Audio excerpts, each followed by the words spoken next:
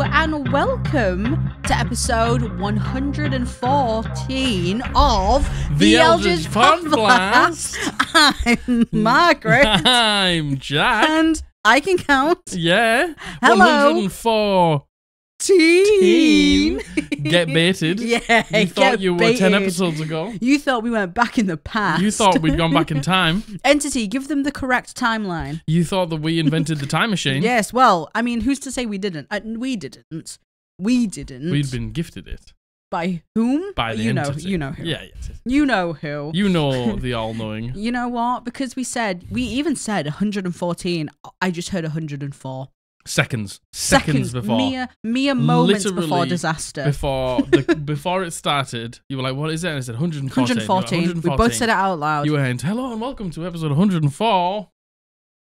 Teen. She was just getting you. She's just out to get you. Oh my god, I'm a practical joker. You are a practical joker. I am merely a court jester. You are definitely a practical joker. You do be doing the practical joke. I'm here to serve. I live to serve, some could say. The entity. And the entity alone.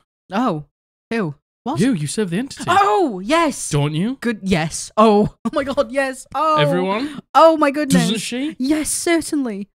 Yes. Oh I'll my let you goodness. off this time. Oh god, But please. just know. Take my soul, but not my eyes. Hello. How are you doing? How are you? How are you doing? What you eating? What you up to? What you drinking? What you eating? What you drinking? What you doing? What shoes you wearing? Yeah? If any. You at the gym, apparently? Yeah. Goodness gracious me. You drawing? Yeah. You drawing? You You gaming? knitting? What you up to? What you doing? What you doing? Tell me. Where are you at? You know, I want to know. You know those. You will always remember where you were when Michael Jackson died. Yeah, where were yeah. you when episode 114 of the Eldritch Podblast Episode came out? 104 came out. I actually know exactly where I was when Michael Jackson died. Actually. I was playing World of Warcraft. You playing World of Warcraft? Mhm. Were you really? I was in that really long dungeon from Wrath of the Lich King. Can't remember the name of it. It's the one where you've got that gauntlet. You get to the end of the dungeon, and then all of the stone dwarves run towards you. Oh, I know which one. I know which one you're on I'm gonna have about. to find I know out which now. one you're on about, but I have no Go clue. on. What were you doing? So I was having a sleepover with some friends. I was 15, I Okay. think. And you know when you're young and you have a sleepover with a bunch of friends and then you invite the guy that you like, Yeah. to hope that I don't know, maybe something will happen.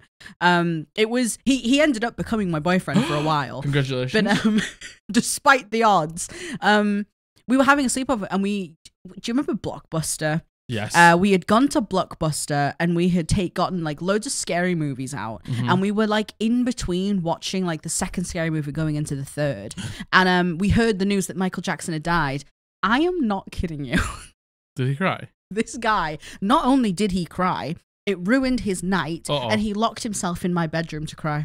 Wow. Yeah, it really hit him. It hit him hard. Some It hit people some. Some Hey, people are big. some people are big fans. Michael Jackson fans. Yeah, that's fair. You know? So, he ended up becoming my boyfriend despite the fact. So where were you when Michael Jackson died? I think it was Halls of Lightning. Oh, maybe I don't know that. It was either Halls of Lightning, Halls of Stone, or... Nah, it was it. It was either Halls of Lightning or Halls of Stone. It's Interesting. really long. Interesting. It's like you go down, you go into this crystal wing, and then you got to go over to the left side, then you got to come back and you got to go down to the end. Yeah. And at the end, you get to the end of the dungeon, and then you click the button, Yeah. and then loads of dwarves just come running in phase by phase. My It worst nightmare. takes ages. How about Wailing Caverns? Let me raise you Wailing Caverns. Not as long as Wailing Caverns. Yeah, goodness and gracious not as long me. as we haven't done it yet in Season of Discovery, but Margaret's got it to come. Blackrock Depths. Yeah. Yeah. Just you wait. Yeah. You're gonna need 3 hours, baby. Is this one with the train? No, that's Blackrock Foundry. Ah, I That's see. a raid in Yes, Warlords of I Draenor. see. Yes, it is. Yes, it is. I hate that raid, by the way. But Why? I just don't like it. It's just boring. Just I don't know. I just don't like the visuals of it, and the fact that It's very grey. It is very grey, and it's also very orange, but in a bad way. In a magma way. Yeah. In that owl lava way. Yeah, In that ouchie way. Yeah, which I don't mind, but yeah, it's just boring. The bit in the beginning when you have to ride the you have to be the turrets and stuff like that. It's boring. That is Hellfire Citadel. Oh, well, that's boring too. Which is also apparently that is rated the worst raid boss of all time. Boring, certainly boring. That is a dreadful first boss. Yeah, it is. It absolutely is. I hate that boss. Dreadful first boss. Anyway. Yeah. When are you doing Blackrock Depths? When are you doing Blackrock Depths? When are you playing Blackrock Depths? When are you doing that? You can't do it yet because we're under-leveled in Thieves of the Discovery, but I'm sure you'll do it soon, right? I'm trying to think. We wrote a list. So let's go through the list chronologically, shall we? Well, not chronologically. Chronologically. We're not going to do it chronologically. But the first thing, Homebrew Challenge. Oh my God, Homebrew Challenge. Let's go, baby. The Homebrew Challenge. You have, it is Thursday today. You have, Friday, Saturday, Sunday. You have 3 days left. 3 days left to enter. This You've only got 3 days? They've only got 3 days. You haven't put your submission in? Oh my God. What are you doing? Oh my God. You've only got 3 days. Oh my God. You haven't blocked out 7 p.m. GMT on Sunday to come and watch stream? What are you doing? Oh my goodness. What are you doing with your time? God. So, yes, you have 3 days. It is the Last in the Hope theme. Yes. To be honest, on stream, we'll probably go over some of the different themes we have and get chat to vote on what themes they want, right? Yeah. And then we're gonna read all the submissions. We do gonna be reading. We're gonna be reading on stream though. All the submissions out. So please get it in. It is a ranged weapon. Enter via our Discord. The link is below, and we'll be picking a winner on stream with stream. So excellent. That sounds so much fun. Oh my God, so much fun. I can't wait. Unironically, it is so much fun. On stream, it's great. Oh my God, it is so much fun. It is one of the best streams we do, I think. Because people, it's nice just to read them out and have people get hyped up, and because it's all from you, it feels really good. Yeah, having people hype you up. Yeah, 7 p.m. GMT. Come join us on stream to review all of the homebrew submissions, and just hang out and have a good time. Yes, we stream on Fridays as well. Come join us at them. Speaking of stream, we are getting towards the end of February, which means it's going to be March. Oh my God! Is that what follows February? Oh my God, it is. It is. Interesting. Despite popular belief, it is, right? So we're going to have our new stream schedule up on the Discord soon. To be fair, I will post it to the YouTube community page too, on our Discord, on our socials, just so you can see it. And just so we can not follow it. Yeah. The thing is, we actually have a much better idea now of what we'd like to do on stream. We sort of, we put it together and we'll stick to it the majority of the time. But sometimes we're like, let's do this today. Let's do this. And you know what? It normally always turns into, shall we just answer some advice? People love advice. Because there's always questions you want to ask, and we always want to help. And advice is one of our favorite topics we do on the podcast. Yeah. It's just good fun. Yeah, it is good. And chat also gives advice that's it. Which is great. That's it. There's a whole sounding board of, potentially like 50 people. Yeah, there's a gaggle of squad blasters. There's a gaggle of squaddy bees. Smorgasbord of squaddy bees. Yeah. And it always turns into advice, but we have a better idea what we like doing now. So join us. We're streaming tomorrow, so join us on stream tomorrow if you're watching this on Thursday. That sounds good, doesn't it? Yeah. Come along. There's so many of you that have already joined us, so thank you so much. Thank you. And it's such a brilliant time. It really is. It is. Honestly, streaming is one of the best things we did for the podcast. Yeah. It's so much fun. It's great. It's great. Like, this is great. Don't get me wrong, but it's different. It's the being able to talk to you. Yeah, totally. In real time. Yeah, just being able to, not just reading comments and nice things that you say about us and stuff like that. It's you being able to come and have your input on the content at the time it happens. Yeah, it's sick. It is. It is good. It's and we so always eat weird things. Yeah, and chat loves it. It's so much fun. Speaking of stream, thank you so much to everyone who has sent in suggestions for what we could do with the campaign updates. If you don't know, we did campaign updates, extra video. We used to do them live on stream, clip the VOD, upload it as a separate video. We sure did. We came to the conclusion it doesn't work on stream. Yeah. We asked for some suggestions. Thank you so much for all of them. We're still at a point where we just don't know what we're doing with them. Yeah, but that's okay. That's okay. We want to get it sorted. Just so you know, we're looking at all your suggestions and we're considering them all. So thank you very much. And if you have any ideas, just to be clear, just to be transparent with it, filming an extra video is something that's going to be really hard for us. Yeah. Even if it's just 40 minutes before we start filming this video, it is a lot of extra work. It's one of these things where, is it going to be worth it? We don't know. We probably won't know till we try, but if we even have the time to try is a separate thing. So we don't know.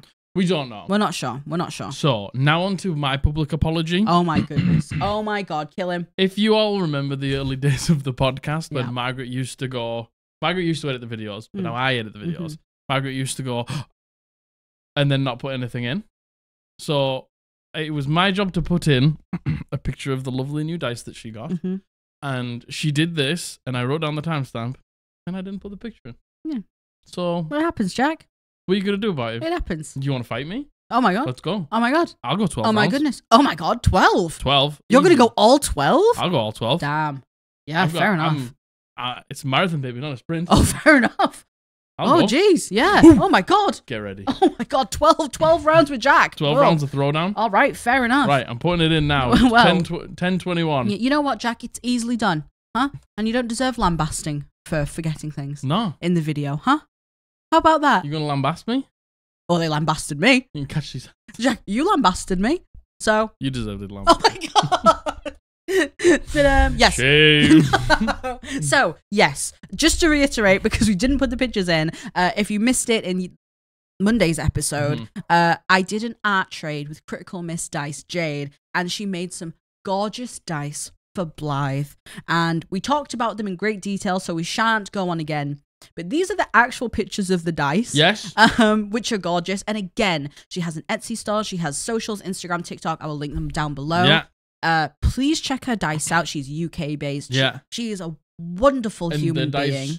go hard. Oh, the dice fucking slap. Yeah, they fucking slap. slap. Yeah. And if not, please give her a follow on socials. It Absolutely. would really mean a lot. So Thank you very much. yeah. And apart from that, We're getting into topic. yeah, you know what? We blow our load on Monday's episode. Yeah, that's how it goes. We tell you everything on Monday's episode and Thursday's episode. We don't have much chitter-chatter going on, to be honest. There's a lot of chitter. Oh, no, there's a lot of chitter-chatter. There's a lot of chitter chatter. There's a lot of chitter-chatter. We do 2 episodes a week. Yeah, it's a lot that of are an chitter-chatter. hour and a half sort of average time of us just chatting. Just chitting-chatting.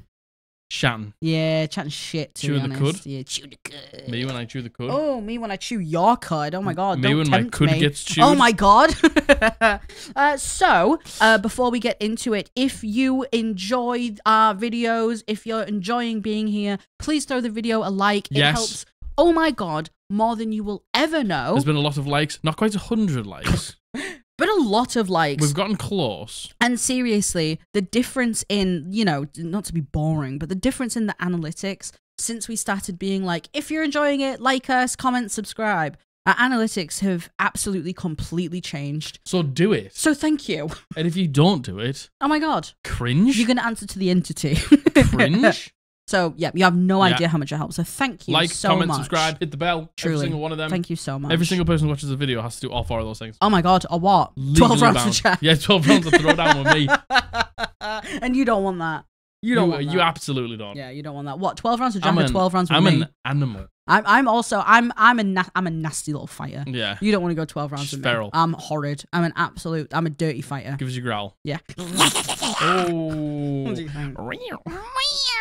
You don't want to fight That's with me. All right, so as the as the title suggests, I was going to say topic and title. Topic and title. As the title And then suggests, you just gave up. I did just give up. As the top. As the title suggests, we are doing Am I the Arsehole D&D edition? Potentially. You could potentially be the asshole. Well, I will say, out of the 8 ones that we're doing, 5 of them are submissions. So, Oh my goodness. thank you so much for sending in your submissions. If you have an Am I the Arsehole question relating to D&D, Or any other topic that we cover. submission links down below. Submission links down below. Send your us stories your in. shit. Send it all. Thank you so much. Every single one of them. I want to hear every story you've and they ever could had. potentially be read on the podcast. So thank you. And like I said, 5 of these are. So should we just get into That's it? a lot. That is a lot. That is a lot. Give it to me. All right. So Let me write down the topic. Yes. So this first one, this is sent in by Frogman. Frogman. Oh my god, Frogman. Frogman. And he uses he, him pronouns. Cheers, Frogman. Thank you so much for Frogman. I was going to say pronoun man. Frogman. Like my shaman in WoW. Shaman. Yeah. The title is Am I the Arsehole for insisting my players can't use magic or fantasy races in a one-shot that I was planning? Okay. I'm 21 years old and I have 2 friends who are around the same age. We have just recently gotten into D&D. We started in January. Welcome in. Welcome to the world of D&D. And I've been getting some experience as a player and as a DM. Last week, we ran into some troubles after one of my friend's brothers was made a new addition to the group. Due to icy roads, it would not be safe for him to make it over to our usual D&D spot, so our main campaign has taken a hiatus until the roads get better. We came up with a great idea that we would fill most of the time with one-shots, as I only run my story-driven campaign once a month anyway. I came up with an idea for a one-shot with a Western theme set in the 1800s USA, where there's no magic and everyone is a human. I figured this would be great as a one-time thing, so I pitched it to the group, and the first response was, well, I would like to play a changeling. And I said... Interesting. Interesting. That's very interesting. And I said, sorry, no magic and only humans. But I got the response from him saying, that doesn't sound fun. My other friend, the one with a brother... The one with the brother. The one with the brother? Oh. The one with the brother. That one. Then chimes in and says my idea would work better in another TTRPG system and insinuated that I should look for something like that instead of using D&D. Okay. But I wanted to use D&D because that's the only TTRPG I have somewhat familiarized myself with. I asked why, and the furthest thing to a good reason I got from him was saying that magic and fantasy races are a core part of D&D, and therefore I can't remove them. Now I'm getting weird vibes from him trying to dictate how I DM and make my campaigns, and I got kind of upset when he tried to tell me how I can and can't do something, which I honestly don't think was his business. Okay. They suggested that magic can get reskinned into Native American sorcery. Fireballs could be Molotov cocktails, and warlocks could be gunslingers, whose patrons were... What do you think is going to be said here? We're thinking Western America. Who do you think the patron's going to be? The president. The USA. Fly that flag, baby. Is this how Americans think? Yeah. The USA can be your patron. patron? Yeah. Your patron saint. I didn't like it, since I wanted to do a southern western thriller about the changing times in the West. So I scrapped the whole idea instead of agreeing to reskin races and magic. Now I'm wondering if I'm the asshole and I should have just done what they wanted to do and have a silly campaign set in the West instead of just scrapping it like I did. Okay. Well, this is annoying. This is very annoying. Yeah. All right. So, do you want to know what the most ridiculous thing here is? Is it the USA is the patron? I mean, look, that's fucking absurd. But is you should learn an entire new system. I know. Just because you want to run like a low fantasy Western. One shot, by the way. You want me to learn an entire new system to do that for you. Okay, first of all, it's a one shot. Yeah. It's just a one shot. Yeah. You aren't gonna do this for a long time. No, it's just a one shot. 4 hours, 5 hours, 6 hours, and then something that's like that. the end of that. Then that's the end of that. Yeah. Can you not just... First of all, can this person just shut up? Yeah. For fucking 5 minutes. Yeah, no. The thing is, right, I actually do understand the concern if it was a long-term campaign. Yeah. If it's a long-term, understand the concern. I wouldn't want to play in a campaign honestly, like that. No, neither would I. I wouldn't want to play in all humans, low magic. I would America. Rather eat my own shit. Yeah, that sounds dreadful for a campaign. Sounds terrible. For a one shot. For a one shot? Who cares? Where you're getting together for I'd say like 6 hours maximum. And the thing is, right, if you don't like the sound of it, you are so entitled to say, no, I don't want to play it. Yeah. You're allowed to say, yeah, it doesn't sound like what I want to play. Yeah, fair. I don't want to play it. Hey, I'm going to sit this one out. You go ahead. Yeah. There's nothing wrong with saying that. And that applies to any, like, a full-time campaign or even a one-shot, honestly. What about if they said, could you learn a different system to run the one-shot? Absolutely the fuck not. No way. I think that might be the most unreasonable thing I've ever heard. And I will say, they just said that all new. This brother just kind of got drafted in, right? Like, this probably comes from a place of inexperience, not having been a DM, not knowing how much of a huge task it is to be a DM, and how much of a huge task it is to fucking learn a whole new system. But you should do it, though. Yeah, but obviously. Yeah, Frogman. Let America be my patron. Like, make America patron again. And you know what? Genuinely, the point about, and I would say this is probably more pertinent if it was a long-term campaign, the point about reflavoring magic, I actually think is a very valid point. Yeah. Right? I think that is a really great way to reflavor things so you can still have them in, but it's not skinned as magic. Yeah, fair enough. But also, brand new dungeon master probably doesn't realize that that's a thing. And for a one shot, it's a one shot, and it's a one shot. Let's just do what the dungeon master wants for the one shot. 100%. Like the dungeon master is planning it. You know, like how times are changing in the West. That sounds like a really interesting topic. It really does. Like interesting points. Really intriguing. Agreed. And really cool. And by the way, people do Wild West themes for whole campaigns. Oh yeah, the entire campaign. Whole campaigns. Like look at Deadwood or whatever it was by. Yeah, granted that was a short one. It was still like what, 8 episodes? Yeah, and you know, like it was definitely more like grounded in reality of like guns and swords. Yeah, and it was a slightly different system. But I don't even know if it had magic in it.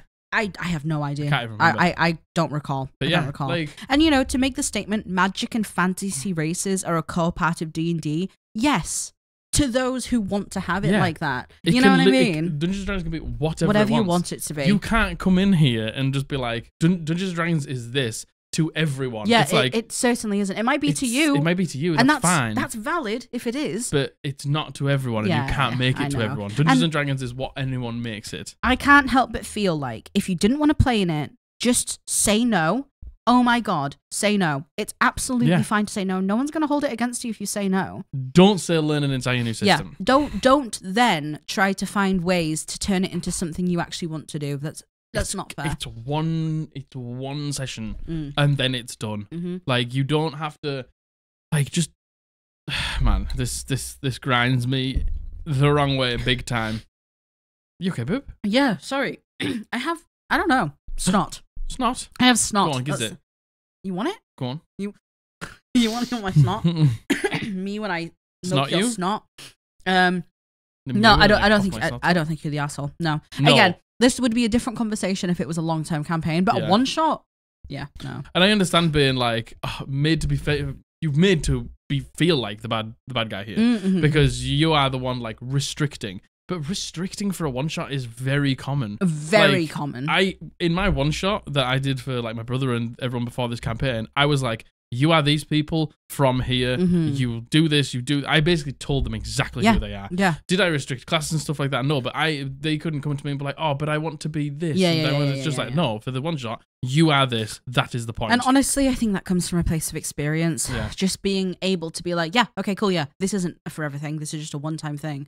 And you know, if you just buy in, you're gonna have so much more fun as well. Yeah. And the thing is, you first of all, you've never done a all humans Western low magic one shot, so how do you know you don't like it? Yeah, you might try it and love it, but just being like, nah, for the sake of being like, is a bad attitude. In my opinion. Yeah. See, I partially disagree with that because you know people know their tastes. I know. Do they? I know. I would hear that and I would go categorically not for me. If I ran that for you. However, if I would do a one shot of it. I would do a one shot of anything. But that's it. Yeah, I would do a one shot of anything. Fair enough. Your taste is your taste, but when it's for one time and one time only, I'd do anything. And the whole thing is like, I reckon we could at our table with you four as players and me as Dungeon Master, we could make almost anything fun. I have no doubt about that. As long as we bought in. Yeah, I have no doubt about that. And this is it. Would I want to commit to that long term? No, absolutely not. I mean, no, yeah, but they're not. But for a one shot. They're not. That's the point. Yeah. So I think that just saying no for the sake of that, because you're saying no for the sake of saying no. It feels like they're saying no for the sake of being like, I know better. Yeah, that's what it is. That's what it feels like. Yeah. You're saying no for the sake of saying no because I know better. Yeah, I know better than you. Yeah. I know what I like and I don't like. And it's like, yeah, that's okay, but you know the themes and stuff that you like and you don't like.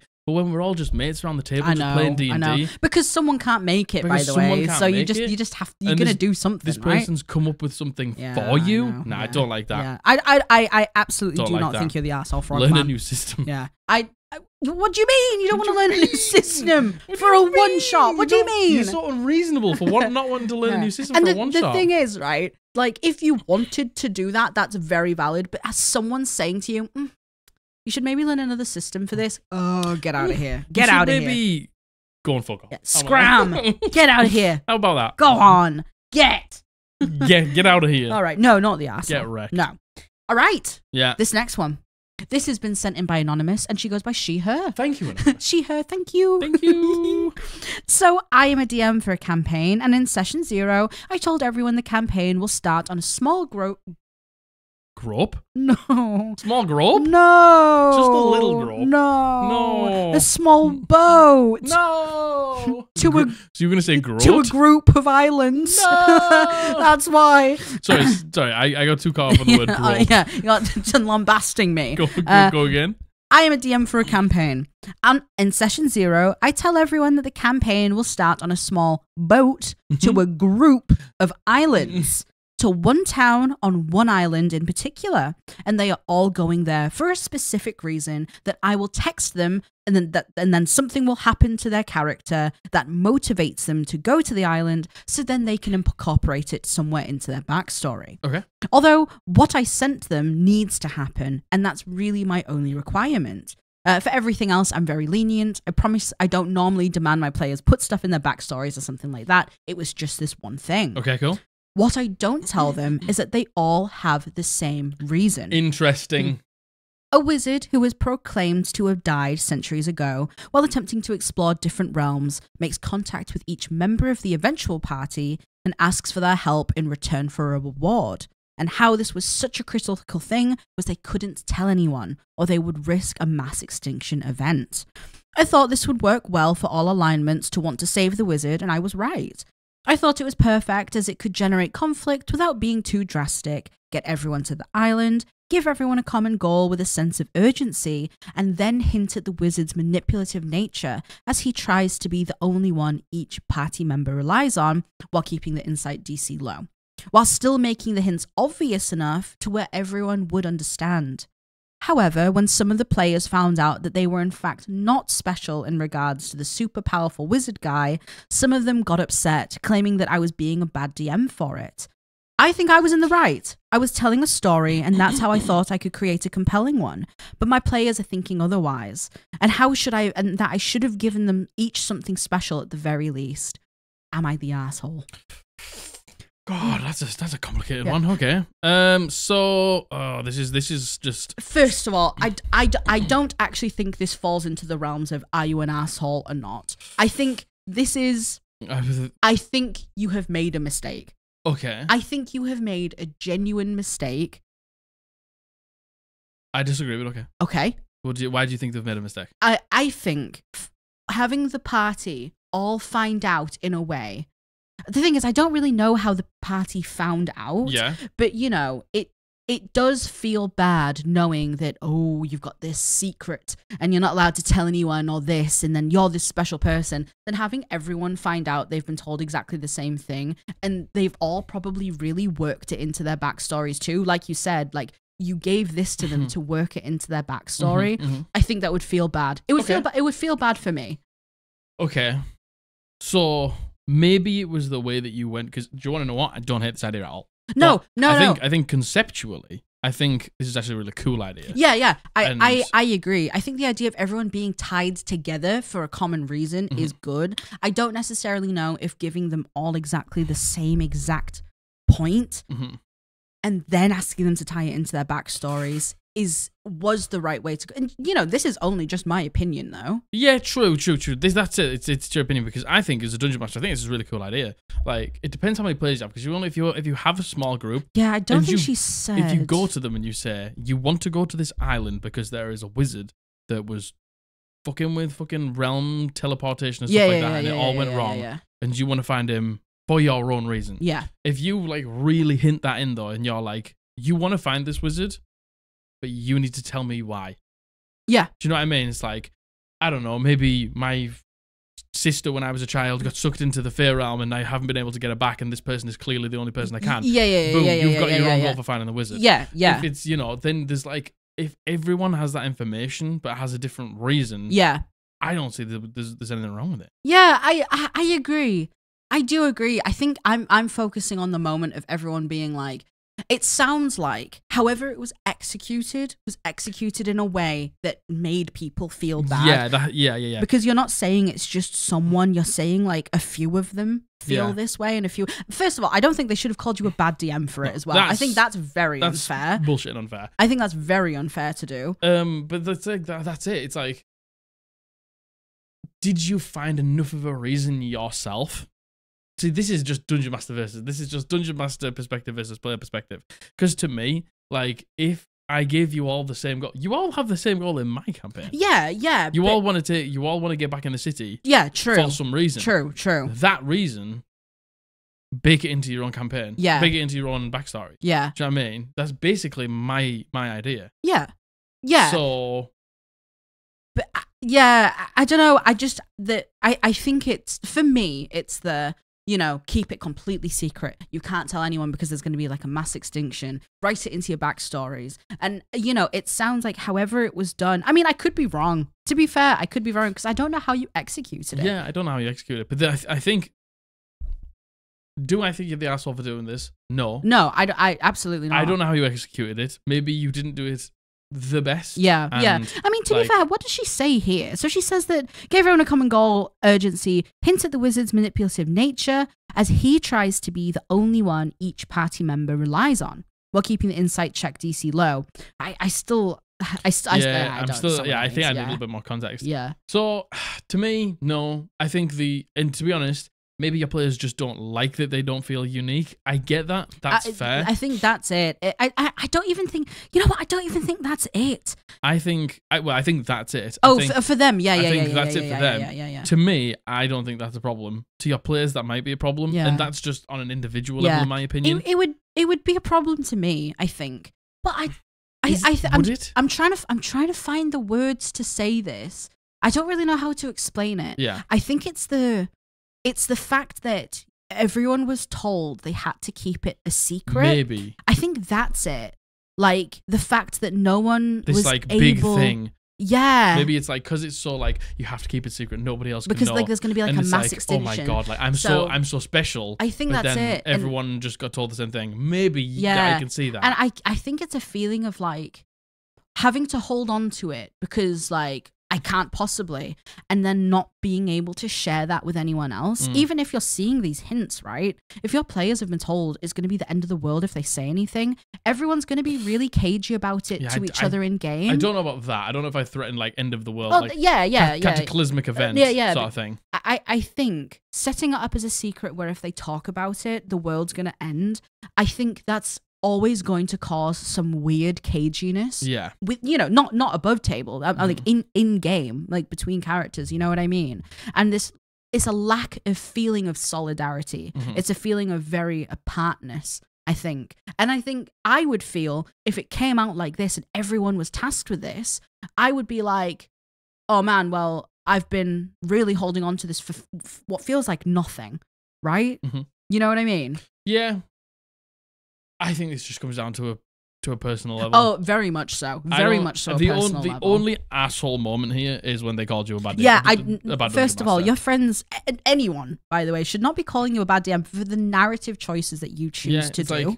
Like, just because my fucking pickle doesn't tickle your pickle. Oh my god. Do you know what I mean? Like, just the way that I do things doesn't match the way that you do things. Doesn't mean I'm a bad dungeon master. Yeah. Do you know what I mean? Like, I understand that mine wasn't a secret, but you're all going into the city for a personal goal, but a collective goal. Yeah. And that's what like marries you together. Yeah. That as a dungeon master is a very good thing to do. You are all going to this island. It's very important to have a common goal. So maybe the execution was... Well, we don't know. We don't know. Maybe, they keep like having to keep it secret, otherwise the world's going to end or something like that. Yeah. Wasn't the best decision. But that's just a learning curve as a dungeon master. This is what I said in the beginning. I don't think first of all, I don't think this is a case at all of arsehole or not. I think potentially you've just made a mistake with the storytelling with the players you have, and you'll know now going forward not to try something like this with at the very least those players. Maybe not necessarily the group, but with those players specifically. Now, am I the asshole? No, there is an asshole here. Yeah, it's the person who called you a bad DM. That's bullshit. Yeah, that's I fucking hate that. Yeah. That's unfair. Like, especially if you were a first time dungeon master who's just trying something.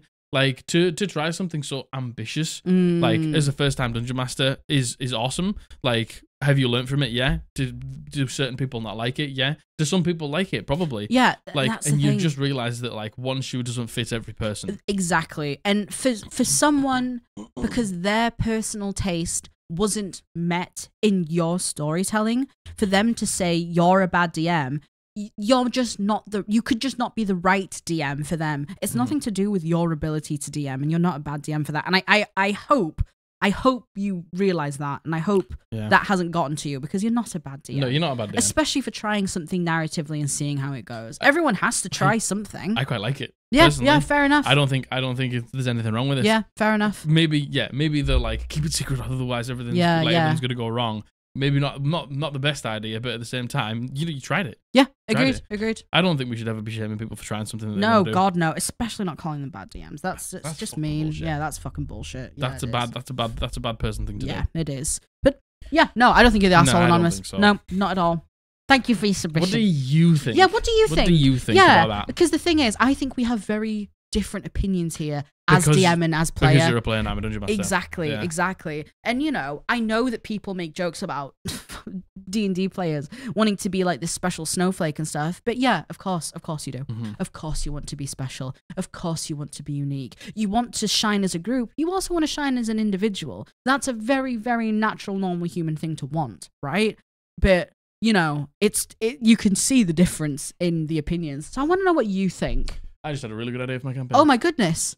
Go on. No, you can't tell me. Yeah, I can't tell you. You can't tell me. But Tell them. But I just had this podcast does this to me. Every time I'm sat here talking about Dungeons and Dragons and things like that, I'm like, Whisper it to him.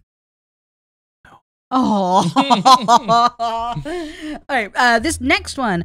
This has been sent in by Anon, and he uses he, him pronouns. thank you, Anon. Thank you, for your Anon. Am I the asshole for ending my campaign and for changing a player's story? This is a twofer. It's a twofer. It's a twofer. 2 for 1. Mm-hmm. Okay. I can't understand how it would be a twofer. As the player? This is a 2-for-1. I'm assuming it's ending my campaign question mark and changing a character to player's story all right, question mark. Okay, so there's Yeah. I'm with you. Thank you, Anon. I ran a homebrew 5e campaign for some friends on the side to fill the void of scheduling issues with our main campaign. I had 4 players, V, N, E, and S, with their own custom... Vanessa. Yeah! It's Vanessa Hudgens, oh my god! With their own custom backstories, and I worked with each of them to help fit into the world I built. Did you tell them that you were going to an island to meet a wizard? After some time in the campaign, E had become bored with his fighter and wished to switch to something else. Okay. Not wanting to stifle the fun of my players, I agreed and he made a cleric. Awesome. He chose to make the switch after they had battled a powerful hag in prior sessions, and he linked himself to her in his new backstory. Very cool. Okay. After some more time as him playing this new character, I accidentally dropped a hint towards his divine power that was the very powerful hag. He had casted Spirit Guardians, and being a very roleplay heavy group, we describe our spells and how they look in character. Yeah, so do we. We like that shit. We love that shit. He was struggling to think of something, and I mentioned, well, what about red caps, as they are usually the servants of hags. What's a red cap? A mushroom. A mushroom. Oh. I think. Yeah, a red cap. Yeah. Servants of hags. Red caps. I don't know.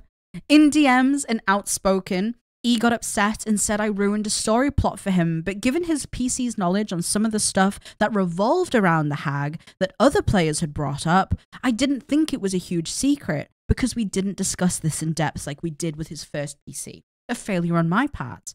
After maybe 2 weeks of feeling guilty and in-game progression, I was persuaded by him to let him switch to another PC. He decided that after the reveal of a new strong NPC in the primary church of another one of my players, V, he wanted to be the new NPC that I had introduced. I managed to talk him down to a less pivotal role to V's entire story, but still feeling the guilt of ruining his big reveal, I caved, and I allowed him to be a direct subordinate to the NPC. He ended up playing a homebrew bone knight. Yeah, me when I bone your knight. No, my knight's getting boned. No. A homebrew bone knight paladin, and claimed to feel that more involved in my game, he needed stuff for himself, and being the inexperienced DM I am, I allowed myself to make changes to the church that were in conflict with V's view of her church. Interesting. Okay, I'm starting to get a picture painted about V. Oh no, is it V? E. E. Of E. We no longer play this game now because E and another prominent NPC from V's church was interacting with N and didn't give E the time of day because of their involvement in important research. E ended up casting commands to force the NPC to listen to him, but seeing as the NPC was a skilled wizard, he counterspelled it and ignored E to continue discussing the research with N. This would have dire consequences with E and the church, as he essentially struck a higher-ranking member of the church.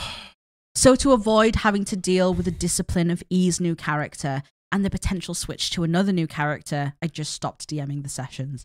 Am I the asshole? Fucking hell. Jesus. Look.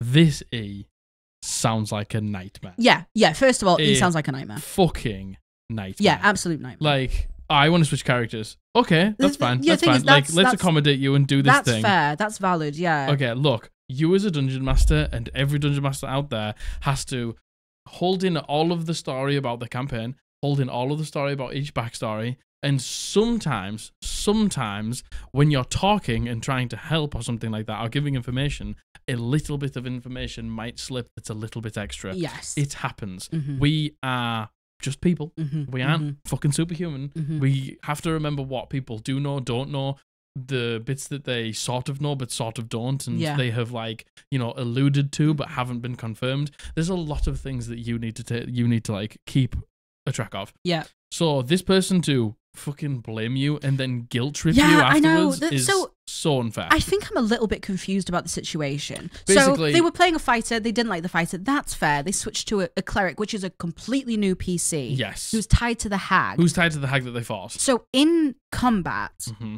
They cast Spirit Guardians as the cleric. Yeah, didn't know how to describe it. Didn't know how to describe it, and then the Dungeon Master said, well, how about red caps? How about red caps, because they're synonymous with hags? And then this person was like, oh my god, you've ruined my character now. I want to roll another character, and I want to be directly, not only do I want to be directly involved in somebody else's backstory, I want to be their, like, upper, I know.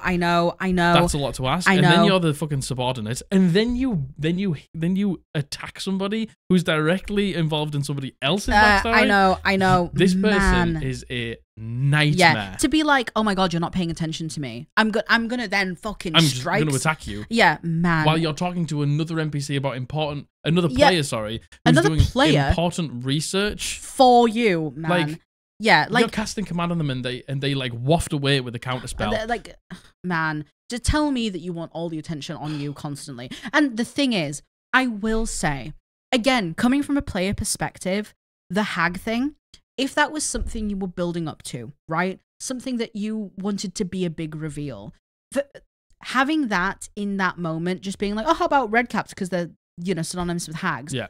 That would hurt me too. That would maybe not hurt me, but that would bother me too. But I would also be able to be like, oh, I would turn it into oh, well, you don't know. Oh, who knows how, I would turn it into like a moment where everyone's like, what?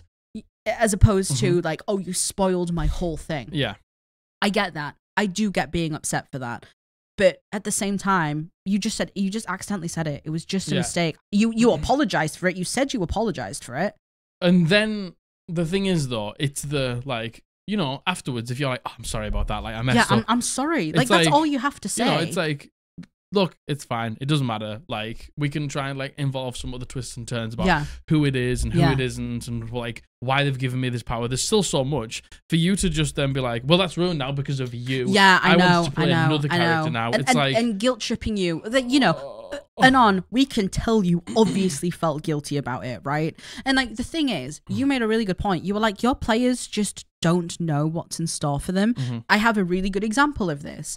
We were talking about Blythe's backstory, and you mentioned someone with dark skin in the backstory, and you just said it nonchalantly. And I said to you, I was like, you never mentioned that before. That's weird. And I thought you'd slipped up and said something that you shouldn't have told me.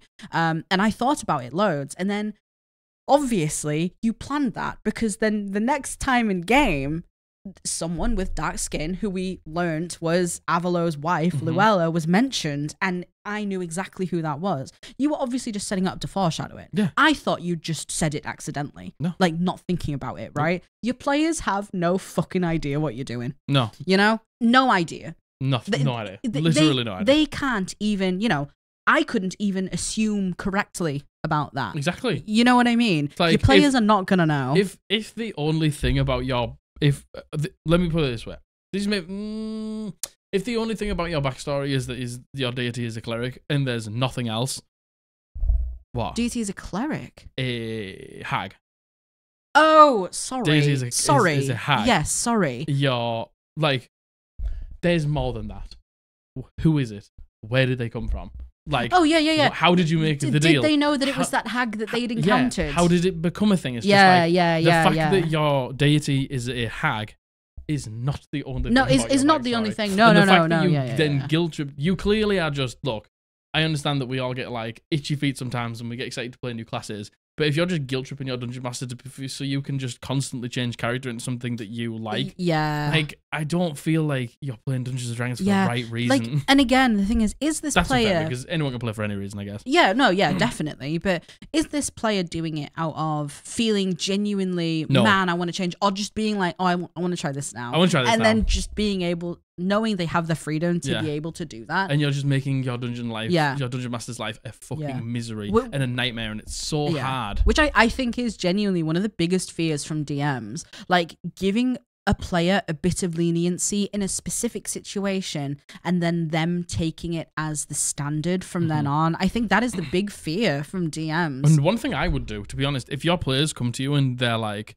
I'm bored of this now, I want to change. It's like, well, what are you bored about? Yeah. It's like, tell me which bits that you're bored about. Yeah. Oh, my fucking class only gets to use this once a long rest and they get to use it. All right, well, how about we try it once per short rest? Perfect example. How about we try a number of proficiency bonuses per long rest? Me with my healer, with Willow, my Circle of Shepherds druid. She ended up becoming the healer and I hated it because, first of all, we all know this, healing in D&D fucking sucks. Yeah. And listen, when you're confined to spell slots and you have to use spell slots to be able to use your DPS, it stinks. Your damage. Sorry, my damage. Some people don't know what DPS means. Sorry, my damage.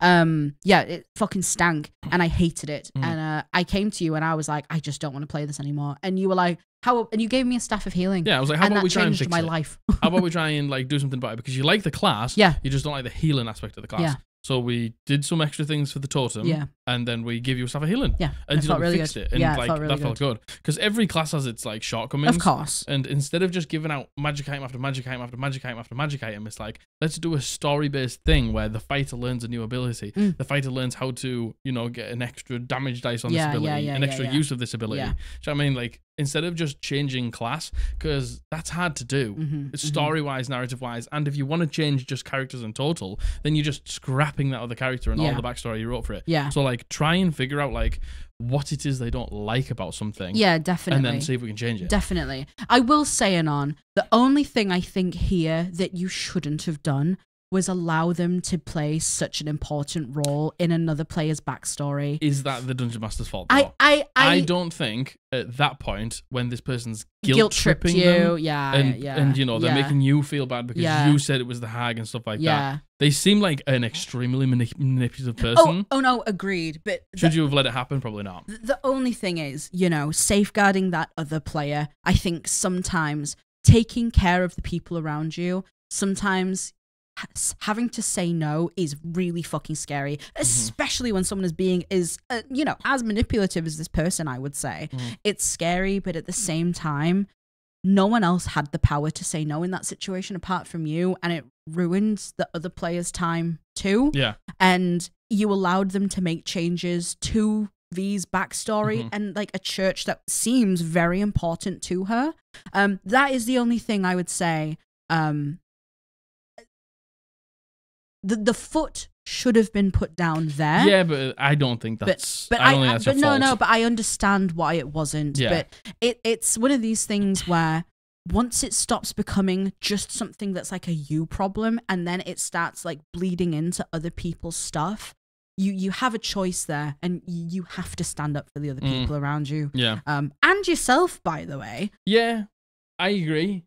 I completely agree with you, but I think this person's just a manipulator. Yeah, and I think they obviously just got the hooks in and then made you feel bad. Yeah, they pushed you. They pushed you into a corner here. Yeah, I agree. Yeah. I don't think I understand what you're saying, but in this situation, I can't help but feel for OP. Yeah, yeah. And I'm so sorry that you felt like you had to stop DMing. But again, I feel like that kind of proves how manipulative this person is because, I agree. you know, they say to avoid having to deal with discipline because you just know that would have been a fucking shit They're show. probably like, all right, I'll just change character again. Yeah, you know that would have just been a shit show. Like, I'll go back to Fate, actually. This is a perfect example of it's gone too far in game and something has to be said above game about it. This is the perfect example of a fucking an nightmare absolute, oh my god, literally a DM's worst fucking nightmare. This is my worst nightmare. Because we all know DMs, listen, I understand why some DMs are so strict and why some DMs really do go rules as fucking written, nothing else. Yeah. Because they've had experiences with players like this who you give them, what's the saying? You give them the inch and they'll take a mile. Yeah, exactly. Yeah, 100%, exactly. I agree. And I understand that. And it's, oh my God, it's so hard. Once you set the bar so low, it's so hard to lift it back up again. Yeah. It's almost impossible. I agree. Yeah. Fucking absolute nightmare. I'm so sorry you don't play this game anymore, but to be honest, Anon, I think not playing with this person is the a good best idea. thing that could have happened to you. I don't think playing with this person is ever a good idea. And I hope or you a person like this. I hope you don't play with this person anymore, Anon, is the only thing I can say. Agreed. But no, I don't think you're the asshole. No, definitely not. Thank you for your twofer. Thank you for your twofer. Thanks for your twofer. Thank you, Anon. All right, this next one. This has been sent in by Anonymous, and he uses he, him pronouns. Thank you, Anonymous. Thank you, Anonymous. So, I run only horror games. I play a few different systems, but the game in question was Candela Obscura. Very good. Cool. The type of horror I run specifically is body horror, with elements of psychological horror. Before I start a game, I always ask players what I should avoid. This time, when I asked a new player, they told me that they were not comfortable with any descriptions of gore beyond minimal ones and didn't really like horror at all. I explained that a lot of the horror in my games relied on those in-depth descriptions of body horror and told them that unfortunately they couldn't play in this particular game. Totally fair. They got mad and they told me that I wasn't letting them play because of their triggers.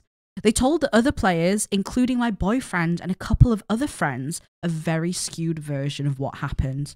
My boyfriend and all friends, thankfully, didn't believe them, but some of the people I'd met more recently did. I tried to say that I couldn't allow them because the whole game I had planned was body horror, and one player, who was never DM'd before, told me just to write a new story with less or no horror. Interesting. How about you go and do that, huh? How about you write a story? For those of you who aren't familiar with Candela, it is a horror TTRPG. Mm-hmm. It would be like asking to run a D&D game with no adventure. I thankfully got 4 out of the other 5 players, my boyfriend, 2 old friends, and 1 new one to take my side. However, one of the newer friends refused. The 4 people who agreed with me, and I went on to play a new game with another one of my friends, but I still actually feel really guilty for possibly putting this person off TTRPGs forever. Nope. Can't agree. Anonymous, I think you have been very responsible. I think you've been extremely responsible, actually. You've been extremely responsible here by saying, then you shouldn't play. Like, then you can't play. It's like, I'm not okay with body horror, and it's like, okay, like, the story is extremely body horror, but I could then, like, maybe dial back some of the descriptions. Yeah, I could dial it back a little bit. But then being like, I don't like horror, it's like, this is a horror game. Yeah. Like, I run horror games. Yeah. Like, that's like...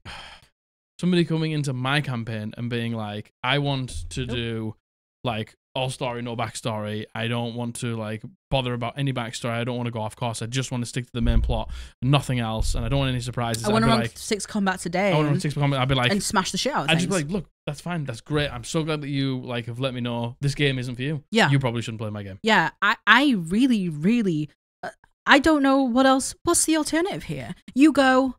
Okay, I'll try dial it down a little bit. I'll try and not run a horror game in a horror game system that all of my players expect, all of my players like, all of my players enjoy, because that's what I've ran for them and that's what we've always done. Yeah. That's what I've told them the world primary is, and then you come in and ask me not to do that. I'm supposed to just be like, yeah, cool. Or the alternative is you go, okay, well, I can try. You get into game, you think you're trying, you are doing your best, but it's still not enough to stop triggering this person. Yeah. And then you have a situation where someone is very triggered, someone's very uncomfortable, someone's upset, and they're blaming you because you said, oh, I can try, but how would you know how much is too much or how little is too little? 100%. It is unfortunately only that person. Yeah. And I understand if maybe they applied for the game not realizing that it was horror, but the moment they were told it was horror and it was body horror. Yeah, it's like, forget the body horror part. It's horror. The genre is horror. And if you don't like horror, it's like, well, then you probably, it's like saying, oh, I don't really like horror movies, and then going to the cinema and trying to buy a ticket for a horror movie and then being like, well, I don't, just like, what did you expect? Yeah. I don't understand. And being like, couldn't you just write a different story? It's like, no, absolutely no. I fucking hate that bullshit. Do you understand that a dungeon master, first of all, isn't getting paid for this? Is doing this on their own free time? Well, to be fair, Anon says, another player, in brackets, who was never DM'd before, suggested this. Like, obviously, like, by the way. Like, we do this because we love it. Us dungeon masters do it because we want to tell a story. We have a story to tell. Like, do you understand how long it takes to come up with a campaign, like, plot, then flesh it out into a world, and then put NPCs in, and put all of your backstories in? That's hundreds of hours of brain space that we've spent because we want to. Yeah. Like, I can't write a story that I don't want to write. Yeah. Like, I'll fucking hate it. I'll get burnt out and then I'll quit. Exactly. I've got to do something I want to do. Yeah, because the DM is a player as well. The thing is, you have the choice to not play in my game. I think that's it. And to be honest, how you've written this, Anon, and I'm not sure if this is what the situation was, right? You said they got mad and they told me that I was intentionally not including them because of their triggers. And it's like, I can't include you because of your triggers. You are being responsibly. I can't. You are being. It's not that you're going, oh, I'm putting these in just so you can't play. Just so you can't play. If that was the case, I'd understand the outrage, right? But because we have to look after each other. Yeah, we have to respect people's triggers, right? But not when you've gone from the very beginning saying this is the crack and they've approached you. Yeah. Like it's like, this campaign's just not for you. It's like, maybe when I run something that's not, I'll invite you because you seem like a great player. Exactly. But you know, I'm running a horror because at the end of the day, it's like, I have to, as a dungeon master, I have to want to do it. Yeah. And if I have no desire to run a campaign, I'll get burnt out and I won't do it, or I just won't do it full stop. Yeah. I won't even start. Yeah. I've got to want to do it. Yeah, if you, absolutely. Like, if you love horror and that's what drives you and that's your passion and that's what you're great at as a dungeon master, then you should run horror Then that's what you should do. Yeah, totally. And then people who don't like horror don't play in your fucking games. It's and a no-brainer. You know, the thing is, I was going to say this could be a situation like you said. Not this time, but maybe next time. Maybe next time. We'll see what we're doing next time. Yeah, we might not do horror next time. And if we're not doing horror, I'll hit you up. Yeah. However, the fact that this person then went behind your back to all everyone of your players? and twisted it into what it is, I think that just goes to show what kind of person they are. Yeah. I hope they get help. I hope they can come to terms with whatever the fuck narrative they've played in their head, because it from what you've said, it isn't the right one. You did the responsible thing. You did the right 100%. thing. You said, no, this is not the game isn't for you. This is going to trigger you, and I don't want that. Yeah, exactly. Like, and you know, we can only go off what you've said, Anonymous. But that's what you've said. That's why we have safety tools. Yeah, exactly. And the fact that you always say, I always ask players what I should avoid. When you're running horror, and horror that can be quite grotesque, yeah, like, you need to do that shit. Yeah, you do. You know, like, there's things that you're afraid of, there's things that Abby's afraid of, Matthew's afraid of, Josh is afraid of, and like, we ask before. That's why we have these things to be like, do not include this. But if you're a dungeon master who's got a campaign set in this world that does this, and then someone comes who isn't a part of the campaign, who isn't a like constant seat at the table, and is like, this triggers me, it's just like, I'm really sorry, this isn't the campaign for you. For them to turn around and blame it on you, and then change your story, and then go and spread like a rumor, that I think, you know what, I think that's pretty cut and dry. That's bullshit. That's pretty cut and dry, Anonymous. Dreadful. Yeah. Thank you for your submission. No, thank you obviously not very much. much. You did the right thing. Oh man, that was annoying. I know. That was annoying. Jesus Christ. I know. All right, this next one. This has been sent in by Anonymous, and she goes by she, her. Thank you, Anonymous. Title is, Am I the Arsehole for breaking up with another player's character? Oh. Me and a group of friends... We got the drama. Me and a group of friends have been playing in a campaign for a few years now. A little while after our last member joined, who was my closest friend in the friendship group, we thought it would be fun to have our characters start dating each other. It was fun at first, but the more sessions the newest player played, the more I realized that they were just not into roleplay at all. I think it's a little strange, as D&D is a tabletop role-playing game, but I accept that others get different things out of campaigns. Totally. Yeah, 100%. You know, it's like, it might be a role-play game to you, but it might not be to somebody else. But then the fact that you're like, you know, everyone gets everything different out of it. Like, 6 combat a day, goblin smashers, don't give a fucking shit about role-playing, that's fine. It's not strange at all that they don't enjoy roleplay. It's not. However, Because of this, it feels like developing their character and my character's relationship has become my sole responsibility. Occasionally, some other people and I will do in-character roleplay in a Discord server we are all in between sessions, but this individual in particular has expressed that they do not like it at all, and they believe that everything campaign-related should strictly be during sessions. They are a very busy person, and I understand that they don't have a lot of time to flesh out their character, but I have become burnt out on trying to expand on our character's budding romance. And I don't think it's fair to devote large amounts of time in session to it when there are other players there too. Fair. On top of all of these things, we had a falling out 4 or 5 months ago as I write this, and I have not talked to them since, beside in sessions of our campaign. I don't think I'm being unreasonable for wanting to end this character relationship, and I have even thought of in-character reasons why mine would break up with theirs. I have confided all of this with our DM, and he agrees with me, but he has warned me that this may cause the other player to quit our campaign entirely. While I would feel bad if it happened, I don't think it's my responsibility if that's how they act. Am I the arsehole for thinking this? No. No. But it's a complicated situation. That's a complicated situation. This is a really complicated situation, Like, especially the fact that you're talked not friends anymore, like for like 4 months now. And you're still playing D&D. You're still playing D&D, you're still in a is, relationship. Like, the thing is, I think this is a prime example of being able to separate your character from you, right? Being able to be like, okay, well, we're not friends, but we'll still play. I don't think I could play in a game with someone who I fell out with. I don't think I could play in a game with someone I fell out with either. Especially, and I definitely couldn't be in a relationship with them. Yeah. Like, in-game. So, man, is it your... I don't think it's your responsibility either, to be fair. No. I think you wanted... I think you need to try and do it in a really amicable way, being like, I still want to play with you, but, like, I don't want the relationship. I don't want our characters to be tied with each other, anymore. Especially because, like, out of game, me and you aren't like what we were. And I don't think there's anything wrong with saying, like, when we first decided it, I had expectations of how it was going to go, and it hasn't gone like that. It would have been a two-way street, and I understand that, like, you're not massive into roleplay anymore and stuff like that. And I'm just not enjoying it. Yeah. But, like, the thing is, what I don't understand is the DM being like... So, I think there's either two ways I'm perceiving this DM conversation. The DM is perceiving it as in, well, the character will leave because the only thing they enjoy in the campaign is your relationship.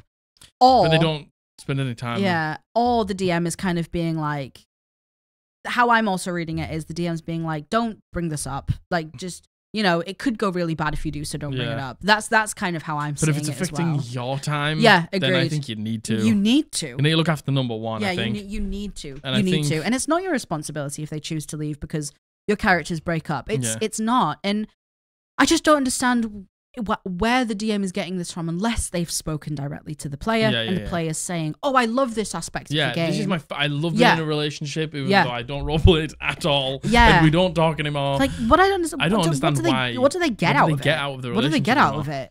I don't think...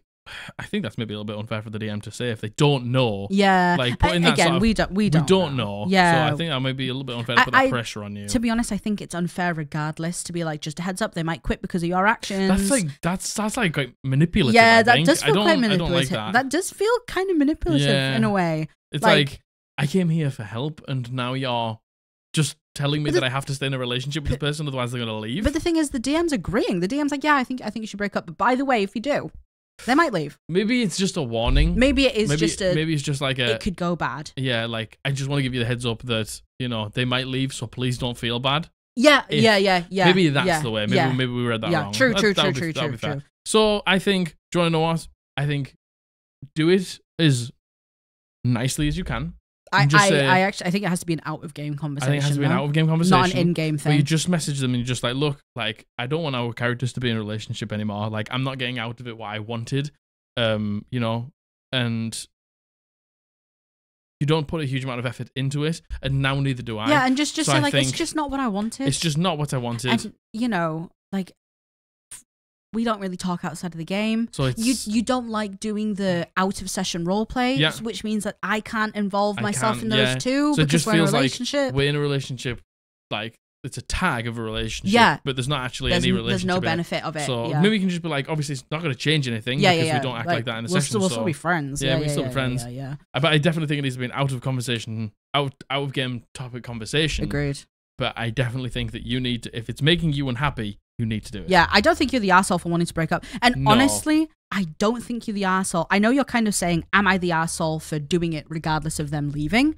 I don't think you're the No. asshole for that either. I Seriously. think you need to make sure that you're happy. Yeah, You know? agreed. I mean, if like you can't just live your life trying to make everybody else happy. No, I'm sorry, definitely you just not. can't. Definitely not. You'll just live a miserable life. You that know, way. something is, as important to people as something like role playing. And I mean, it sounds like it is important to you because you like to go in between sessions and role play. I would say right? to me that's somebody that enjoys role play. Yes, like, definitely. really enjoys role play.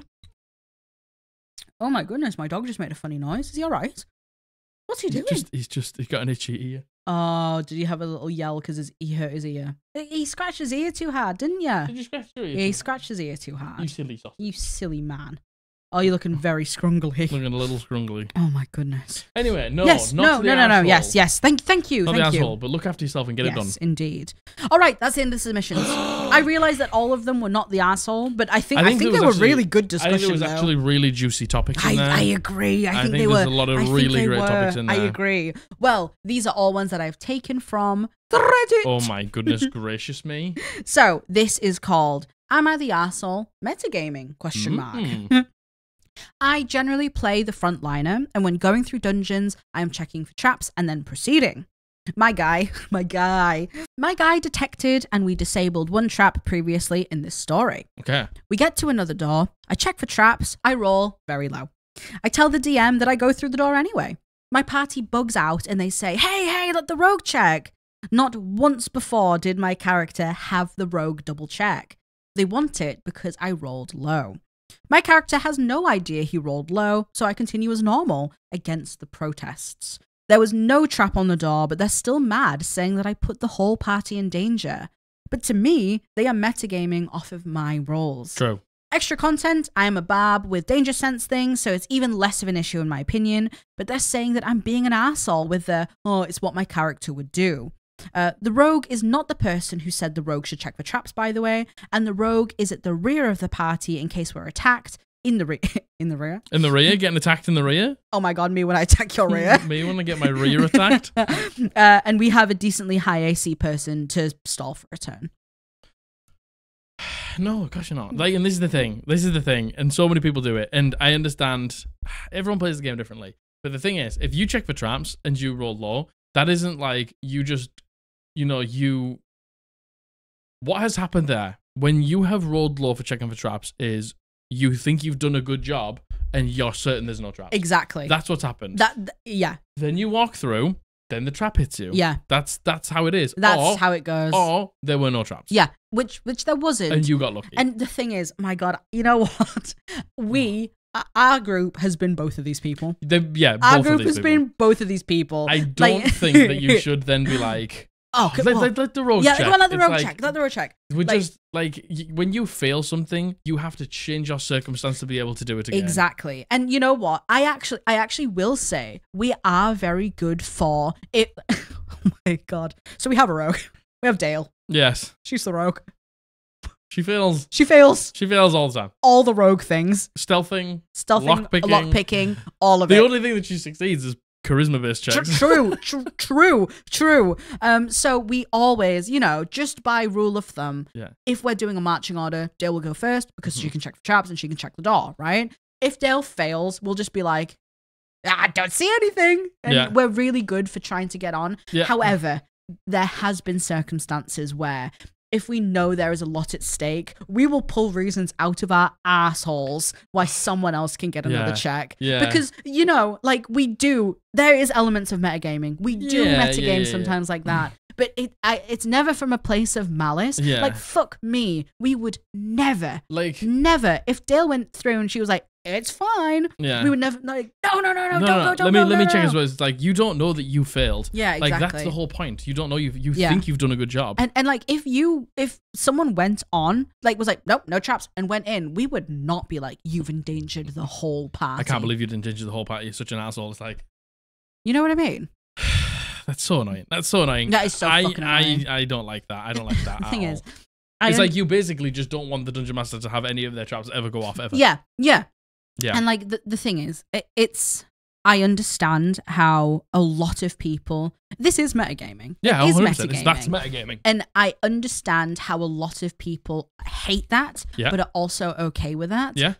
You know, our table, I would say, for the most part, is pretty lenient with stuff like this. Yeah, but it's always, I don't think it's like, you wouldn't recheck because somebody failed. No, we wouldn't. No, we wouldn't. There's no way. And you failed, you failed, that's it. The only circumstances we would recheck is if someone was already kind of in the area helping, or if, you know, above table, we knew it was actually something really important. And I don't think we would even try to recheck. Yeah. We would try to do, like, something else. Yeah. If I can't think of any examples, Yeah. but we would never ever blame the person for not. No. And it's a weird thing because OP did the right thing. Yeah, OP OP did the played right it thing. being like, well, you know, my barbarian wouldn't know. My barbarian's done this before. Didn't know they got high, and there was no trap anyway. Yeah. You know what I mean? Like, yeah, like, it's just, that is annoying to me.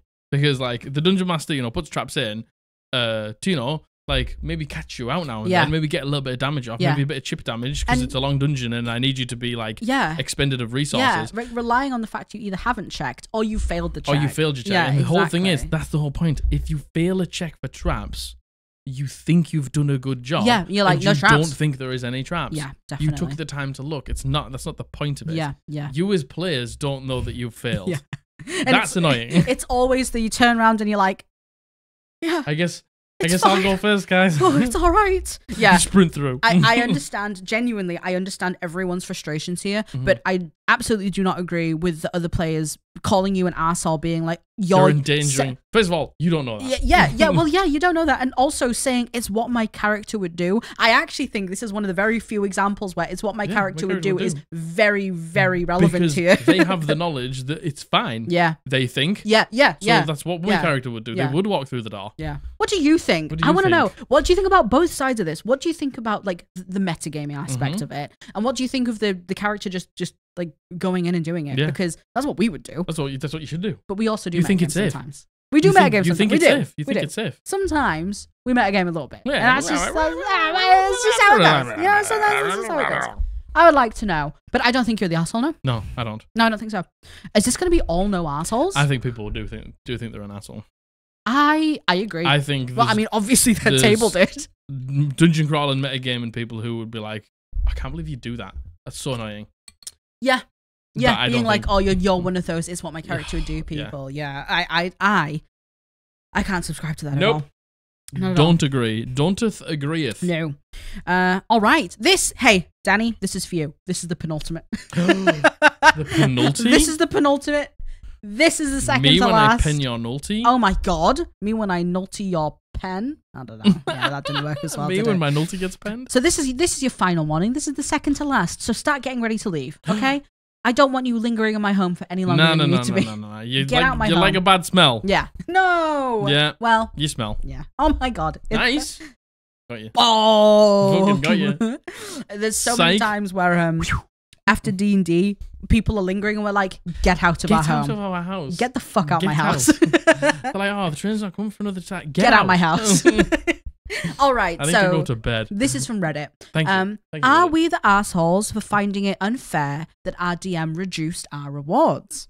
Me and my group are pretty new to tabletop gaming. Tabletop role-playing games. What's one of them? I don't know. Okay. I don't know. Do you know? Let me know down in the comments. We played a few one-shots and we found out that D&D is fun. So we started an actual continuous campaign now. Awesome. We started with 2 small sessions to learn about her world before we went on to our first quest. Awesome. We were supposed to recover an amulet that was stolen from an itch trader. Cool. ICH trader. ICH. Ick. Ick. Like ish. Yes. Like the German word for eye. Yes. I don't know if maybe that's supposed to say lich. Maybe. An ish trainer? I'm sorry. An trainer orc? or trader? Trader. Okay. Trader. Maybe orc? I don't know. Ish. ICH trader. The quest took a few days and 2 of us almost died. There's 4 of us. Our DM even gave us more HP than normal because she thought that it would make it a little easier for us as first-time players in a campaign with higher stakes. That is. For example, my level 1 Wood Elf Sorcerer had 25 HP. Cool. After we completed the quest, we had a little spin-off where we rescued a few adventurers that were kidnapped by pirates, and then we went back to deliver the amulet. The man that gave us the quest rewarded each of us with 100 gold. We were a little disappointed, but we simply accepted it. Why were you disappointed? 100 gold for level 1 is crazy. Well, a while after the game, when we talked about it after the session, the DM told us that we could have gotten up to 1,000 gold each by haggling. We, of course, were stunned. When we confronted her about it, she told us that it is our fault because we didn't try to haggle or find out what this amulet was worth anyway. She told us now that the campaign will of course be a little bit more difficult and we don't really have the money to be upgrading our gear. So the next session, we went back to the NPC and asked for a bigger reward, and his response was the equivalent of fuck off. Our biggest complaint is that she never gave us the tip to maybe try an insight check or give us the tip that we could even haggle for bigger rewards because we didn't know. Are we the arseholes for now being disappointed? No, I don't think so. I don't think so. I think the issue here is the dungeon master then, what? Yeah, then being like... But, you getting given 100 gold, being like, all right, fair enough. Yeah, 100 gold is a lot, by the way. Yeah, and, you thinking maybe it's a little bit low, but, it's like ignorance is bliss. True. The moment that you realize that you could have gotten more, I know. Which, the dungeon master didn't need to tell you. I didn't need to tell you that you could have gotten more. The DM shouldn't have told you that. Never do that. Shouldn't have told you that. That feels real bad. That is a perfect example of a feels real bad. And listen, OP says this was one of the first games we ever played. Why you don't know? You don't know you can haggle with people? That you can and the thing is, right? If an NPC is being sus, and the players aren't picking up on it, if you want them to pick up on it, just ask them for an insight check. Give an insight check. If they fail, then they fail. Yeah. But if they succeed, you could be like, you think he's getting a good deal here. Yeah, exactly. Was the DM making it clear enough that they were being that they were deceiving you? There was, OP says there was no insight checks. There was nothing. We didn't even know we could haggle. And again, I feel like experienced gamers. You gaming. You do be gaming. You a lot of gamers. Yeah. You fucking gaming like fuck. Experienced D&D players would probably know. First of all, always fucking haggle. And also, you could be like, do I know how much this is worth? Yeah, exactly. Do you know what I mean? You would just ask that question. Exactly. And then to be like, oh, you could have got up to 1,000 gold each, and then be like, oh, well, just so you know, the campaign's starting now, and you don't have any money, so you can't even get better gear. It's like if you'd had that 1,000 gold, you might be able to. It's what the fucking howie, man. What are you doing? That feels like you're making everyone feel so bad about them not knowing. Of course they don't know. That feels terrible. Oh man, that's so annoying. Do not let your players in behind the scenes. Yeah. Just don't do that. If you don't want them to know, don't have them know. If you want them to know, let them know in good time. But don't let them know after the fact that they can't do anything about it. And then when they do try, be like, fuck off. Yeah. I feel like I feel like that in a way that takes away so much player agency. Yeah, 100%. Being like, oh, you could have got this. Yeah. You know what I mean? That just feels fucking awful. That feels like dog shit. That's so annoying. Yeah, and then being like, we don't have gold now, do you broke bitches? Poo, like Rishi Sunak. Poo. Yeah, that feels terrible. So, no, I really don't think you're the assholes. Had none of that happened outside a game, and you were having a whinge about how much money you got, maybe, but that's not fucking how it went, is it? Yeah, but do you want to know what could have been good? It's just like, these are new players. Yeah. If you want them to be able to do it, just be like, when they offer over the amulet, but like the NPC can be like, how much do you want for it? Like, then it opens up to the players. Yeah, or something like that. Absolutely. Or if you want to tell them after the fact, which I don't think is a good idea, just be like, just so you know, like, don't tell them how much they could have gotten. Oh my god. But just be like, just so you know, if you wanted some more money for it, you can try and haggle next time. If you can see that your players are struggling and they're like, God, how much do we ask? What do we do? You can try haggle. You're gonna try haggle. Your new players aren't gonna know that they can do that. Of course they're not. Like, I don't know. Yeah. This feels very DM versus player. Yeah, this feels very much so. like, ha, you idiots. You idiots. You could have got fools. 1,000 gold for that. That stinks. And now you're poor. Yeah, that fucking stinks. Yeah. Yep. Not the asshole. Oh, all right. Last one. We're gonna make it a smorgasbord. Yeah. Not the assholes. This is the ultimate. A murder of not the assholes. Oh my god, a murder, a gaggle. Yeah. Yeah. A pride. Oh my god. Yes. A pride of not the assholes. Yes, indeed. Let's see. This is the last one. Get your fucking shoes on. So, once again from the Reddit, am I the arsehole for permanently killing a player? Hello, I've been running a game set in the Fool's Gold universe, an alternate timeline where the party died to Quinn Aura during the big fight in the early series. I don't know what that means. Don't know what that means. Don't know what that means. Fool's Gold. I know what Fool's Gold is, but I don't know anything about it. Some of the players decided to put a totally not boyfriend into his backstory, and there was a massive attack during one of the big fights in my campaign in the town that this boyfriend resides in. Quinn Aura had essentially taken control of the wild magic monkey himself, Sips. I feel like I'm being fucking shot here. You know, the magical monkey and Sips. Quinn Aura in the fucking Fool's Gold universe. Come on, everyone. And he was going around killing the peoples of this damned town. Okay. So the player wanted to go in and check on his character's boyfriend. Fair. Fool's Gold. I think that's pretty fair. No, I feel like that's very fair. Fool's Gold fans will of course know that whenever Sips touches an object or creature with his cursed crocodile hand. Oh, of course. Come on. Yeah. Of course. Yeah. With his cursed crocodile hand. The item might get cursed. I had rolled on the campaign official curse table to see what the former protagonist did to this poor human. I happened to get a curse that made it so whenever the creature dies, they turn into a wraith. So suddenly, a wraith fight begins. That's pretty cool. Pretty cool. That's pretty cool. I like that. The Wraith attacked the Paladin first, as he was the closest one. Now, for those unaware, Wraiths have a neat little ability. We all know what this is. Well, I don't know. That's presumptuous of me. Whenever they hit with an attack, the target rolls a con save or takes the amount of damage dealt by the base attack, subtracted from their maximum HP. Yep. Paladin fails and loses over 20 max HP.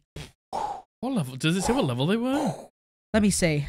It's a fucking lot of max HP to lose. No. Okay. No. Then doesn't really matter. That is Even still at Jesus, max level, me. like fucking top levels when you're over 100 hit points. Yeah. Losing 20 max HP is a lot. Yeah, that is That's a huge amount. And what is so dangerous about losing max HP is, depending on what kind of death rules you're making, like you can get insta killed if you go below your the same amount equal to your target. If your maximum health reaches 0, you're dead. You're dead. You're fucking dead. Because you've got no max HP anymore. Yeah, it's really scary and a really serious situation.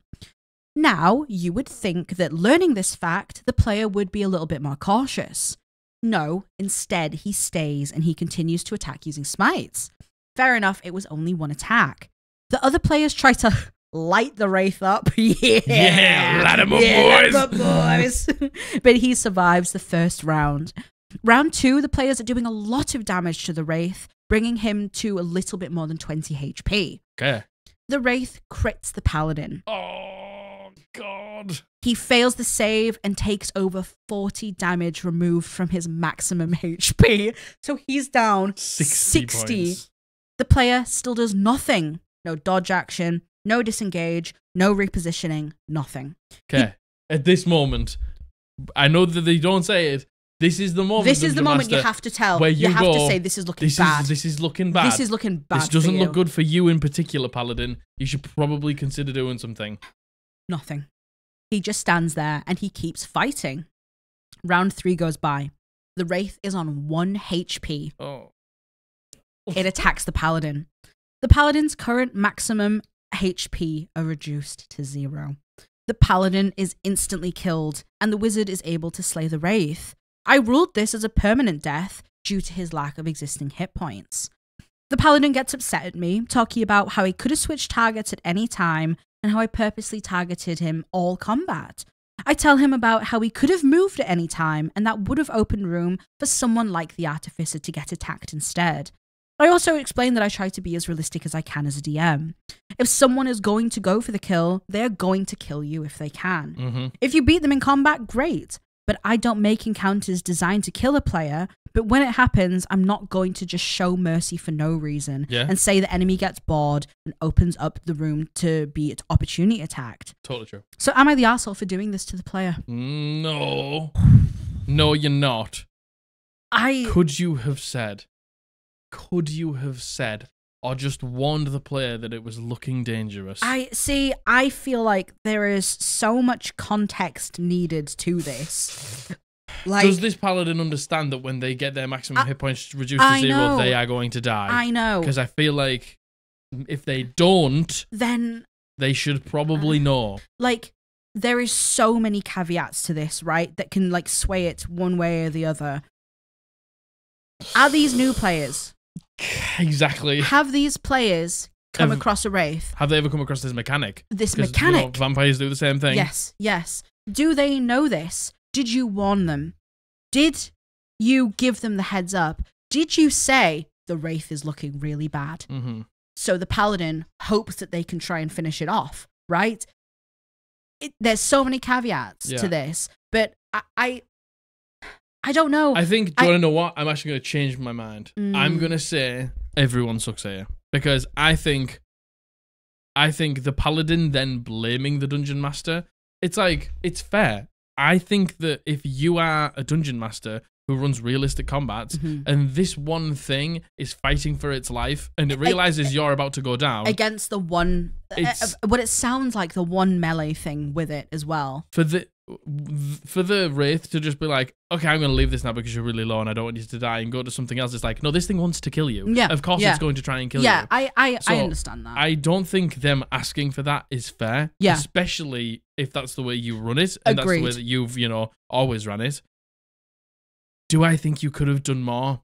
Yes. Yeah, and I don't think you purposely targeted him. No. I think genuinely, if it was a case of they were the only one in the Wraith's reach, of course the Wraith is going to go for you. Of course the Wraith isn't going to move away and try to hit someone else. You're a paladin, you have heavy armor, you've got a decent hit dice, like... Of course, that's how it goes. That's the whole point, You can take hits, you can be the frontline fighter. It just then walking past you, taking loads of attacks of opportunity. It's not going to do that. It's not going to do that. I very much agree with that. Running things realistically, in my opinion, is a great way to run combat. I very much agree with that. Now, could you have explained the maximum hit point reduction thing? Yeah. Could you have warned the paladin that this isn't looking good? And when they go, what do you mean? You go, if this thing reduces you to 0 hit points, dead. You're dead. You're dead. You're gone. You're dead. Because then they could have gone, fuck, I'm not going to take my next action. Lay on hands. Yeah, like I really think to me, I actually do think this DM has been an asshole. Okay. Based on what we've heard and based on like how the writing is, like being like you would think the player would know. Do they? You were just assuming that? Do you know what an assuming does? Go on. Tell me in the comments down below, what does assuming do? Yeah. Go on. Yeah. It makes an ass out of you and me. Yeah. Like, you would think they would do this, and then you go, well, now you would think learning the fact that they've lost max HP, do they know? You think they would be a little bit more cautious. No, they do nothing. They stand there. No dodge action, no disengage, no repositioning. Do they know they can do that? The alarm bells in my head would then be ringing going, they don't know how much trouble they're in. And you know what? I also think the fact that the paladin is like, why did you target me? Might also suggest that they're inexperienced because they don't understand the implications of being one of the only melee people up in the front. Yeah. And of course you're going to get hit. Me and Josh, we're the two melees. We know for a fact we're going to get wailed on so much more than anyone else. Yes. We know that as a simple fact. That's why you have more armor and more hit points. Yeah, exactly. Well, yeah. But you definitely have more armor. Yeah. Especially the Matthew. Oh, yeah. Yeah. Like, yeah, I don't know. I just think the way that this is written, unless all the other things, I should have checked if the other things were clarified. This is it. It's like, if the player knows and did nothing about it, then fair. And then blames the dungeon master. Yeah, then that's fair enough. Then they are also the asshole. Yeah, but if they didn't know anything and then you just were like, I can't believe they haven't done it. It's just oh my like, God, and then why would it. they? They don't know. You know what I mean? Margaret went halfway through our first campaign, not realizing that when we TPK, that means it's over. I had no idea. Because we got so close to a TPK, and me and our friend were like, stressed the fuck out. Stressing out. And Margaret was like, what do you mean? We can just go back to we can just go back to like where we slept, and right? I was like, oh, Margaret. No, it's not how the game And I had no idea. I just didn't know. I had no fucking clue. And if I had known, I obviously would have been freaking the fuck out a lot more. That's it. But, you know, ignorance is bliss and all that. But, you know. Ignorance is bliss. Ignorance is bliss. Like, I think based on the wording here, it suggests that maybe it suggests the DM doesn't even know if they knew. You know, suggests that they didn't even know because they didn't even check in because they didn't want to. That's what it feels like. So what you saying? Yeah, I think they're an asshole. I think don't think the player's an asshole at all. I honestly, I think the player definitely isn't the wrong for being like, why'd you target me? I think depending on how much knowledge they both have. Totally. That's the caveat. If the player is new, then the dungeon master is the asshole. If they're new in fully new, then that's on them. And then was just whinging that you were targeting them. It's like that's on them. It's that's like 100% you need to be a little bit. You need to play a little smarter than just fucking standing there and just getting wrecked. Yeah, like if this was a situation we were in and we knew this, we would. God, the fucking melees. God, we would be bouncing back and forth. Usually on hands. Yeah. Usually on hands. We would actively be trying to play around the fact that one of us could potentially die here, and we would really be working hard on making sure that that wasn't the situation. Yeah. You know what I mean? I can't see a world in which we would ever stand around and do fuck all about it, knowing the information, which suggests to me they might not have known the information. But that is me assuming, and I'm making an ass out of me and you right now. How do you feel about that? You're an ass. How do you feel about that? Get assed. Me when I ass. Full stop. Well, that was it. That was all. Man, some of them were fucking juices. I like them. They were good. Them, weren't they? Thank you so much for your submissions. Yeah. They were some of the best Am I the Arsehole submissions we had. Not if you were the arsehole. No, they were good stories. They were good stories. They were good. It was entertaining. Yeah, at least. They were good. Well, I'm going now. Yeah, that's it. We gave you your warnings. Oh. www.eldritchpodblast.co.uk. Go and pick up a logo t-shirt, logo hoodie, entity t-shirt, and some of the other designs that are on there. I can link products now in YouTube. Studio Vlogger I watched does it. No. She linked products. I'll see if I can link products. I don't know. See what the crack is. It might make it easier for you. I don't know. As we said before, like, subscribe, all that good stuff. Helps the video out immensely, and we appreciate you for it because I know you're going to do it, right? Our 12 rounds for Jack. Yeah. Our Etsy store's link down below. Code Podblast will get you 10% off any of the goodies there. T-shirts, notebooks, spell cards, all the good stuff, all made by these little hands. Oh my god.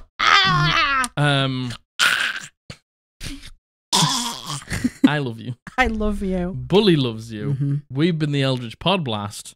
We're going to see you on Monday. Bye.